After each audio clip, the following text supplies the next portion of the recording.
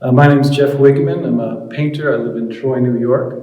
I made my first oil painting about 40 years ago, and I've been trying to figure it out ever since. This painting is one of a series that I started about 3 years ago. These paintings were made to emulate a kind of ink drawing that I was doing, which was a very fluid kind of drawing, very spontaneous, where you kind of work out the details and the pattern of the drawing as it's happening. And the only way I could do that in painting was in two colors. So I would mix up a light and a dark, and this would be kind of the structure of the painting. I work with a very physical paint here. It's kind of built up and formulated in a certain way so that it kind of has a personality, so that the dark color is going to do one thing, the light color interacts with it in often unexpected ways. And so the painting was done without a plan, much like the ink drawings that I was doing, without any sense of what would be in it. I think that initially sometimes I'll start with nothing, just the materials. And with this one I had some sense of what kind of space I wanted to create. Just a spatial structure, not even a picture yet, but just a sense of how it felt to be in this sort of enclosed sort of theater. And then from that, once that's established, everything else kind of pours out of that. In terms of style, this is very much influenced by our region. The Hudson River School is something that I started paying attention to a lot when I moved here about 14 years ago.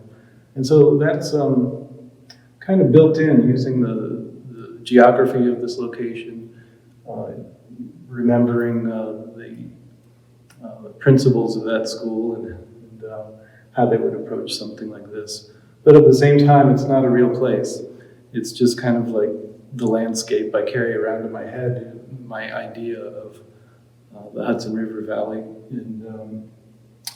And it's kind of interesting to me to see these things kind of come out again. So all this information comes into my mind and processed, and then if I get all the conditions right, it comes out again. So you get to kind of see this sort of model of the world that we all sort of transport with us.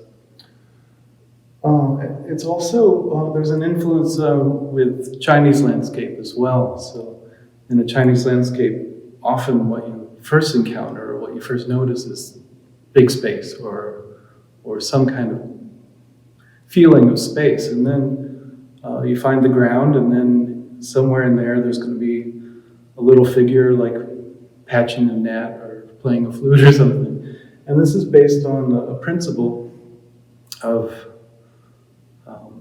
the way our mind unfolds. So first we start with a sort of spacious quality of just getting a sense of something. And then we fill it in with the sort of finding our ground. And then between those two, there's this sort of humanity level that joins them. So that's very much how I worked with this one. It happened very organically and naturally. In terms of the figure, I had the space, I had the sort of the big principle, and then worked on the landscape, the kind of earthy quality. And then at some point it was time to sort of, what story comes out of that? It's like the story comes out of the space itself. So I knew there would be a figure. This seemed like the right place for it. I didn't know what the figure would be. And then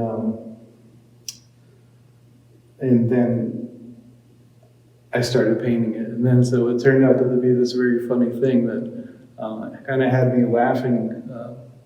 It was a surprise at the time. So it was almost like it arrived in my lap and without authorship in a way. And so then there's this funny relationship going on here with a hungry dog sort of intently observing what was going on in the scene. So this painting is called Treasure House, and it's about half planned when I started. Some of my paintings have no plan. Some of them have a pretty good idea of what's going to be in them. This one was about half a plan.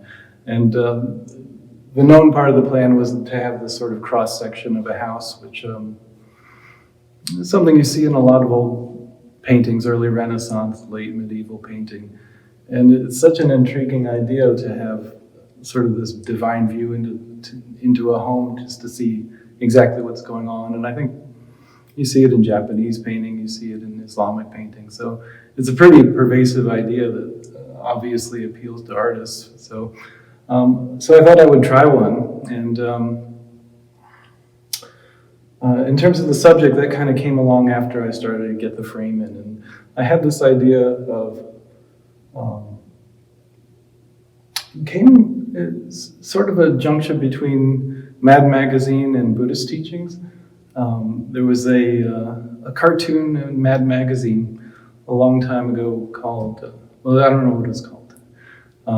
It was by an artist named Sergio Aragonés. And it had this massive treasure underneath this person's house. And the idea, it was such a great illustration that they have no idea what's under their house, but they'd be rich if they knew about it. And then studying Buddhism, you hear about the awakened heart, this idea of our own awakenment is just right here with us. And that same analogy, that same metaphor is part of that teaching. So they say that a poor man has a gem buried in the floor of his house, and he doesn't know it. And so this idea of the Mad Magazine was always sort of with me when I was reading about this subject. And so I tried one myself. So there's a couple, they obviously have money problems.